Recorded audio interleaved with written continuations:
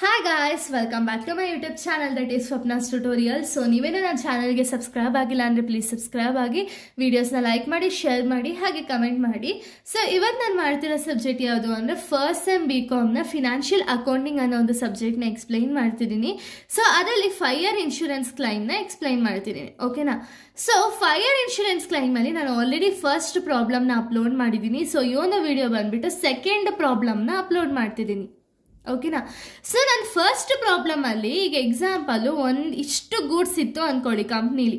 ಇಷ್ಟು ಗೂಡ್ಸು ಕೂಡ ಫೈರಿಂದ ಏನಾದ್ರು ಬರ್ನ್ ಆಗಿದ್ರೆ ಆವಾಗ ಯಾವ ರೀತಿ ಒಂದು ಇನ್ಶೂರೆನ್ಸ್ ಅನ್ನೋದನ್ನ ಕ್ಲೈಮ್ ಮಾಡಬೇಕು ಅಂತ ಹೇಳಿದೆ.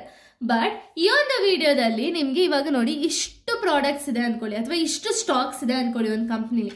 ಇಷ್ಟು ಸ್ಟಾಕ್ಸಲ್ಲಿ ಒಂದು ಪಾರ್ಟ್ ಆಫ್ ಸ್ಟಾಕ್ ಏನಾದರೂ ಬರ್ನ್ ಆಗಿತ್ತು ಅಥವಾ ಅರ್ಧನೇ ಆಗಿರಲಿ ಅಥವಾ ಎಷ್ಟೋ ಒಂದು ಪಾರ್ಟು ಅಂದರೆ ಎಂಟೈರ್ ಸ್ಟಾಕ್ಸ್ ಅಲ್ಲ, ಸ್ವಲ್ಪ ಕ್ವಾಂಟಿಟಿ ಆಫ್ ಸ್ಟಾಕ್ಸ್ ಏನಾದರೂ ಫೈರಿಂದ ಡ್ಯಾಮೇಜ್ ಆಗಿತ್ತು ಅಂದರೆ ಯಾವ ರೀತಿ ಪ್ರಾಬ್ಲಮ್ನ ಸಾಲ್ವ್ ಮಾಡಬೇಕು. ಅಥವಾ ಸಾಲ್ವೇಜ್ ಇತ್ತು, ಸಾಲ್ವೇಜ್ ಅಂದರೆ ಏನು ಅಂದರೆ ಒಂದು ಸ್ವಲ್ಪ ಗುಡ್ಸ್ ಇವಾಗ ಇಷ್ಟು ಫೈರಿಂದ ಆಕ್ಸಿಡೆಂಟಿಂದ ಒಂದು ಕಂಪ್ಲೀಟಾಗಿ ಬರ್ನ್ ಆಗಿದೆ ಅಂದರೆ ಇನ್ನು ರಿಮೈನಿಂಗ್ ಏನಿದೆ ಗೂಡ್ಸು ಇದು ಸೇವ್ ಆಗಿರೋ ಗೂಡ್ಸ್ ಅಲ್ವಾ. ಸೇವ್ ಆಗಿರೋ ಗೂಡ್ಸ್ನ ನಾವು ಸಾಲ್ವೇಜ್ ಅಂತ ಹೇಳಿ ಕರಿತೀವಿ. ಸೊ ಸಾಲ್ವೇಜ್ ಅಂದರೆ ಏನು? ಫೈರಿಂದ ಅಂದರೆ ಅಥವಾ ಫೈರ್ ಆಕ್ಸಿಡೆಂಟಿಂದ ಯಾವ್ಯಾವೆಲ್ಲ ಗೂಡ್ಸ್ ಪ್ರೊಟೆಕ್ಟ್ ಆಗಿದೆ ಅಥವಾ ಸೇವ್ ಆಗಿದೆ ಅಂಥ ಗೂಡ್ಸ್ಗಳನ್ನ ನಾವು ಸಾಲ್ವೇಜ್ ಅಂತ ಹೇಳಿ ಕರಿತೀವಿ. ಓಕೆನಾ?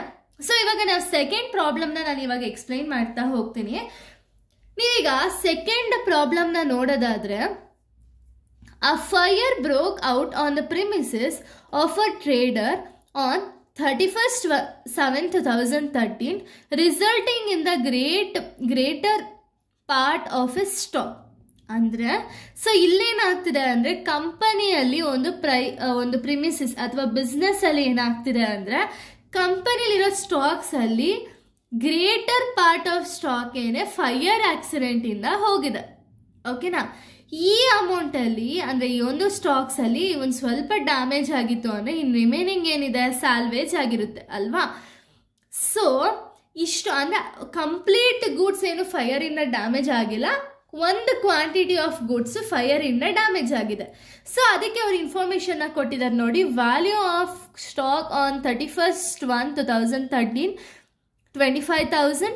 ಈಗ ಬಿಸ್ನೆಸ್ ಪ್ರಿಮಿಸಸಲ್ಲಿ ಯಾವಾಗ ಫೈರ್ ಅಕ್ಕರ್ ಆಗ್ತಿರೋದು? 31st/7/2013 ಅಲ್ವಾ ಫೈರ್ ಅಕ್ಕರ್ ಆಗ್ತಿರೋದು. ಸೊ ಅದರ ಇನ್ಫಾರ್ಮೇಷನ್ ಇವಾಗ ನಾನು ಪ್ರೀವಿಯಸ್ ವಿಡಿಯೋ ಯಾರೆಲ್ಲ ನೋಡಿದ್ದೀರಾ ಅವ್ರಿಗೆಲ್ಲ ಗೊತ್ತಿರುತ್ತೆ. ಏನು ಅಂದರೆ ನಾವು ಪ್ರೀವಿಯಸ್ ಇಯರ್ ಇನ್ಫಾರ್ಮೇಷನ್ನ ಯಾವಾಗಲೂ ಟ್ರೇಡಿಂಗ್ ಅಕೌಂಟಲ್ಲಿ ತಗೊಳ್ತೀವಿ ಆ್ಯಂಡ್ ಪ್ರೆಸೆಂಟ್ ಇಯರ್ ಇನ್ಫಾರ್ಮೇಷನ್ನ ನಾವು ಯಾವಾಗಲೂ ಎಲ್ಲಿ ತಗೊಳ್ತೀವಿ ಅಂದರೆ ಮೆಮೊರಾಂಡಮ್ ಟ್ರೇಡಿಂಗ್ ಅಕೌಂಟಲ್ಲಿ ತಗೊಳ್ತೀವಿ. ಓಕೆನಾ? ಸೊ ಇದು ಸ್ಟಾಕ್ ಆನ್ 1/1/2013 ಪ್ರೀವಿಯಸ್ ಇಯರಾ ಅಥವಾ ಪ್ರೆಸೆಂಟ್ ಇಯರಾ? ಪ್ರೆಸೆಂಟ್ ಇಯರ್ ಅಲ್ವಾ. ಸೊ ಈ ಪ್ರೆಸೆಂಟ್ ಇಯರ್ನ ನೀವು ಎಲ್ಲಿ ತಗೊಳ್ತೀರಾ? ಮೆಮೊರಾಂಡಮ್ ಟ್ರೇಡಿಂಗ್ ಅಕೌಂಟಲ್ಲಿ ತಗೊಳ್ತೀರಾ. Okay. Next purchases from 1/1/13 to 31st/7/2013 ಅಂದರೆ ಇದು ಯಾವುದಾಗುತ್ತೆ? ಇದು ಕೂಡ ಪ್ರೆಸೆಂಟ್ ಇಯರ್ ಇನ್ಫಾರ್ಮೇಷನ್ನೇ ಅಲ್ವಾ ನಿಮಗೆ ಕೊಟ್ಟಿರೋದು. ಇದು ಕೂಡ ನೀವು ಮೆಮೊರಾಂಡಮ್ ಟ್ರೇಡಿಂಗ್ ಅಕೌಂಟಲ್ಲೇ ತಗೋಬೇಕು. ಓಕೆನಾ? Next sales in the above period. Sales ಎಷ್ಟಾಗಿದೆ ಈ ಪೀರಿಯಡಲ್ಲಿ? ಸೇಲ್ಸ್ ಎಷ್ಟಾಗಿದೆ ಅಂದರೆ 1,13,200 rupees ಬಂದ್ಬಿಟ್ಟು ಸೇಲ್ಸ್ ಆಗಿದೆ. ನೆಕ್ಸ್ಟು ವ್ಯಾಲ್ಯೂ ಆಫ್ ಸಾಲ್ವೇಜ್ ಎಷ್ಟಾಗಿದೆ ಅಂದರೆ ಇವಾಗಿರೋ ಕಂಪ್ಲೀಟ್ ಗೂಡ್ಸಲ್ಲಿ ಸ್ವಲ್ಪ ಪಾರ್ಟ್ ಸೇವ್ ಆಗಿದೆಯಲ್ವಾ ಗೂಡ್ಸು, ಫೈರಿಂದ ಸೇವ್ ಆಗಿರೋ ಗೂಡ್ಸ್ನ ನಾವು ಸಾಲ್ವೇಜ್ ಅಂತೀವಿ. ಸೊ ಆ ಸಾಲ್ವೇಜ್ ಬಂದ್ಬಿಟ್ಟು 2,000 rupees ಸಾಲ್ವೇಜ್ ಅನ್ನೋದಿದೆ. ನೆಕ್ಸ್ಟ್ ಅಡಿಷನಲ್ ಇನ್ಫಾರ್ಮೇಷನ್ನ ಕೊಟ್ಟಿದ್ದಾರೆ. ಪರ್ಚೇಸಸ್, ಸೇಲ್ಸ್, ಗ್ರಾಸ್ ಪ್ರಾಫಿಟ್ 2010, 11, 12 ಇನ್ಫಾರ್ಮೇಷನ್ಸ್ನ ಕೊಟ್ಟಿದ್ದಾರೆ. ನಮಗೆ ಆಲ್ರೆಡಿ ಗ್ರಾಸ್ ಪ್ರಾಫಿಟ್ನ ಕೊಟ್ಟಿದ್ದಾರೆ. 10ಅಲ್ಲಿ ಎಷ್ಟಿತ್ತು, 11ಅಲ್ಲಿ ಎಷ್ಟಿತ್ತು, 12ಅಲ್ಲಿ ಎಷ್ಟಿತ್ತು ಅಂತ. ಬಟ್ ಇಲ್ಲಿ 3 ವರ್ಷದ ಗ್ರಾಸ್ ಪ್ರಾಫಿಟ್ ಕೊಟ್ಟಿರೋ ರೀಸನ್ನಿಂದ ನಾವೇನು ಮಾಡಬೇಕು ಅಂದರೆ ಆವ್ರೇಜ್ ಗ್ರಾಸ್ ಪ್ರಾಫಿಟ್ನ ನಾವು ಫೈಂಡ್ ಔಟ್ ಮಾಡಬೇಕಾಗುತ್ತೆ. ಓಕೆನಾ? ಆವ್ರೇಜ್ ಫೈಂಡ್ ಔಟ್ ಮಾಡಬೇಕು. ಇವಾಗ ನಾವು ಗ್ರಾಸ್ ಪ್ರಾಫಿಟ್ನ ಫೈಂಡ್ ಔಟ್ ಮಾಡಬೇಕಾಗಿದ್ದಿದ್ರೆ ನಾವು ಟ್ರೇಡಿಂಗ್ ಅಕೌಂಟ್ನ ಪ್ರಿಪೇರ್ ಮಾಡಬೇಕಿತ್ತು. ಇಲ್ಲಿ ಆಲ್ರೆಡಿ ಅವರೇ ಕೊಟ್ಬಿಟ್ಟಿದ್ದಾರೆ ಗ್ರಾಸ್ ಪ್ರಾಫಿಟ್ ಅಮೌಂಟ್ಸ್ನ. ನೀವು ಟ್ರೇಡಿಂಗ್ ಅಕೌಂಟ್ ಫೈಂಡ್ ಔಟ್ ಮಾಡೋ ನೆಸಸರಿ ಇದೆಯಾ? ಇಲ್ಲ ಅಲ್ಲ. ನೀವು ಅದಕ್ಕೆ ಮೆಮೊರಾಂಡಮ್ ಟ್ರೇಡಿಂಗ್ ಅಕೌಂಟ್ನ ಸ್ಟಾರ್ಟಿಂಗಿಂದಾನೇ ಮಾಡ್ಬೋದು. ಓಕೆನಾ? ಯಾಕೆಂದರೆ ಗ್ರಾಸ್ ಪ್ರಾಫಿಟ್ ಆಲ್ರೆಡಿ ಕೊಟ್ಟಿರೋ ರೀಸನಿಂದ ಟ್ರೇಡಿಂಗ್ ಅಕೌಂಟ್ ಮಾಡೋ ಅವಶ್ಯಕತೆ ಇಲ್ಲ. ಮೆಮೊರಾಂಡಮ್ ಟ್ರೇಡಿಂಗ್ ಅಕೌಂಟ್ನ ನೀವು ಮಾಡಬೇಕಾಗುತ್ತೆ. ಓಕೆನಾ? ಈಗ ಡೈರೆಕ್ಟಾಗಿ ನಾವು ಆನ್ಸರ್ಗೆ ಹೋಗೋಣ. ಸೊ ಫಸ್ಟ್ ನಾವೇನು ಮಾಡೋಣ ಅಂದರೆ ವರ್ಕಿಂಗ್ ನೋಟ್ನ ಫಸ್ಟ್ ಮಾಡ್ಕೊಬಿಡೋಣ, ಅದಾದಮೇಲೆ ನಿಮಗೆ ಪ್ರಾಬ್ಲಮ್ ಸಾಲ್ವ್ ಮಾಡೋದಕ್ಕೆ ಈಸಿ ಆಗುತ್ತೆ. ಸೊ ವರ್ಕಿಂಗ್ ನೋಟ್ ಯಾವುದ್ರ ಬಗ್ಗೆ ಮಾಡಬೇಕು ಅಂದರೆ ಗ್ರಾಸ್ ಪ್ರಾಫಿಟ್ ರೇಷಿಯೋನ ನೀವು first of all find out ಮಾಡಬೇಕಾಗುತ್ತೆ. ಓಕೆನಾ? Calculation of gross profit ratio ಅಥವಾ gross profit rate is equals to gross profit divided by sales into 100. So ಇಲ್ಲಿ ಎಷ್ಟು ಇನ್ಫಾರ್ಮೇಶನ್ ಕೊಟ್ಟಿದ್ದಾರೆ? 2010, 11, 12 ಕೊಟ್ಟಿದ್ದಾರೆ. ನೀವು ಹಿಂದಿನ ವರ್ಷದೇ ತಗೋಬೇಕು ಗ್ರಾಸ್ ಪ್ರಾಫಿಟ್ನ ಆಗಬೇಕಾದ್ರೆ. ಇಲ್ಲೂ ಸೇಲ್ಸ್ ಕೊಟ್ಟಿದ್ದಾರೆ, ಈ ಸೇಲ್ಸ್ನ ಮಾತ್ರ ತಗೋಬೇಡಿ, ಇದು ಪ್ರೆಸೆಂಟ್ ಇಯರ್ ಸೇಲ್ಸ್ ಕೊಟ್ಟಿರೋದು. ಪ್ರೀವಿಯಸ್ ಇಯರ್ ಅಂದರೆ ಇಲ್ಲಿ ಕೊಟ್ಟಿದ್ದಾರೆ ನೋಡಿ ಸೇಲ್ಸ್ ಗ್ರಾಸ್ ಪ್ರಾಫಿಟ್. ಇವಾಗ ನೋಡಿ ಎಕ್ಸಾಂಪಲ್ 2010 ನಮಗೆ ಗ್ರಾಸ್ ಪ್ರಾಫಿಟ್ ರೇಷಿಯೋ ಆಗಲೇ ಹೇಳ್ದಂಗೆ gross profit divided by sales into 100 ಅಲ್ವಾ. ಇಲ್ಲಿ 2010 ಗ್ರಾಸ್ ಪ್ರಾಫಿಟ್ ಎಷ್ಟಿದೆ? 35,000. ಸೊ 35,000 ಡಿವೈಡೆಡ್ ಬೈ ಸೇಲ್ಸ್ ಎಷ್ಟಾಗಿದೆ? 5 lakh ಇಂಟು 100 ಮಾಡಿದಾಗ 13% ಬರುತ್ತೆ. ಅದೇ ರೀತಿ 2012ಗೆ 32,000 ಡಿವೈಡೆಡ್ ಬೈ 3,20,000 ಇಂಟು 100 ಮಾಡಿದಾಗ 10% ಬರುತ್ತೆ. 2012ಗೆ 38,000 ಡಿವೈಡೆಡ್ ಬೈ 3,80,000 ಇಂಟು 100 ಮಾಡಿದಾಗ 10% ಬರುತ್ತೆ. ಓಕೆನಾ?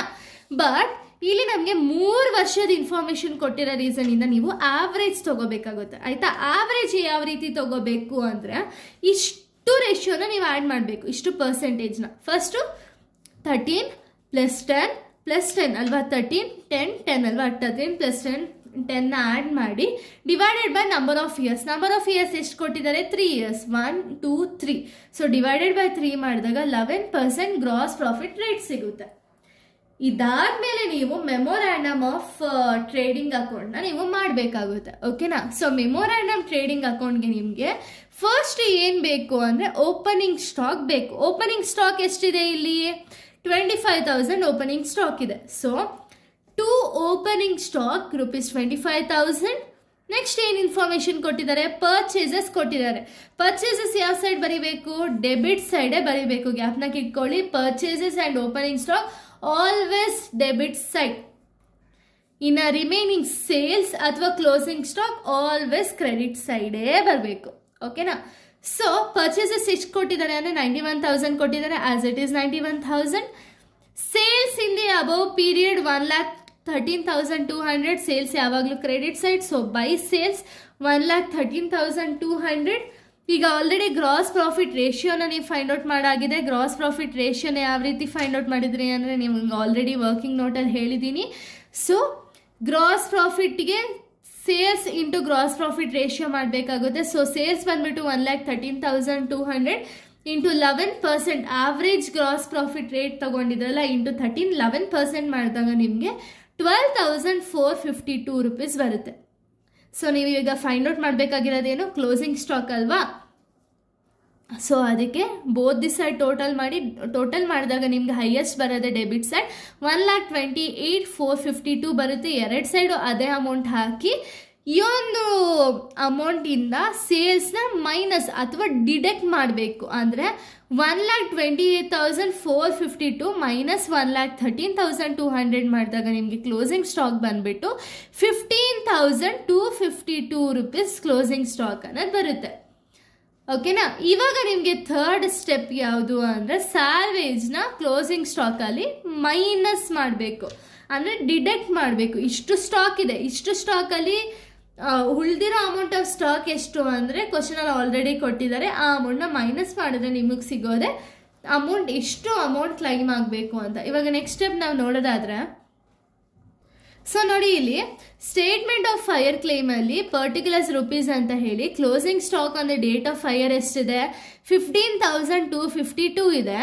ಮೈನಸ್ ಸ್ಯಾಲ್ವೇಜ್ ಎಷ್ಟು ಕೊಟ್ಟಿದ್ದಾರೆ ಅಂದರೆ ಕ್ವಶನಲ್ಲಿ 2,000 ರೂಪೀಸ್ ಸ್ಯಾಲ್ವೇಜ್ನ ಕೊಟ್ಟಿದ್ದಾರೆ ಅಲ್ವಾ? ಸೊ 2,000ನ ಮೈನಸ್ ಮಾಡಿದಾಗ ಅಮೌಂಟ್ ಆಫ್ ಕ್ಲೈಮ್ ಎಷ್ಟಿದೆ ಅಂದರೆ 13,252 ರೂಪೀಸ್ ಅಮೌಂಟ್ ಆಫ್ ಕ್ಲೈಮ್ ಆಗುತ್ತೆ. ಓಕೆನಾ? ಸೊ ಇಷ್ಟೇ ಎಂಟೈರ್ ಸ್ಟಾಕ್ಸ್ ಇದೆ. ಫಸ್ಟ್ ಪ್ರಾಬ್ಲಮ್ ಯಾವ ರೀತಿ ಇತ್ತು ಆ ಥರ ಮಾಡಬೇಕಾಗುತ್ತೆ. ಇಲ್ಲಿ ಪರ್ಟಿಕ್ಯುಲರ್ ಪೋರ್ಷನ್ ಆಫ್ ಸ್ಟಾಕ್ಸ್ ಏನಾದ್ರು ಡ್ಯಾಮೇಜ್ ಆಗಿತ್ತು ಅಂದರೆ ಈ ರೀತಿ ಪ್ರಾಬ್ಲಮ್ ಅನ್ನೋದನ್ನ ಮಾಡಬೇಕಾಗುತ್ತೆ. ಸೊ ಇಲ್ಲಿಗೆ ಪ್ರಾಬ್ಲಮ್ 2 ಅನ್ನೋದು ಕಂಪ್ಲೀಟ್ ಆಗುತ್ತೆ. ನೆಕ್ಸ್ಟ್ ವಿಡಿಯೋದಲ್ಲಿ ನಾನು ಬೇರೆ ಒಂದು ಪ್ರಾಬ್ಲಮ್ನ ಎಕ್ಸ್ಪ್ಲೈನ್ ಮಾಡ್ತೀನಿ. So thank you guys, thanks for watching.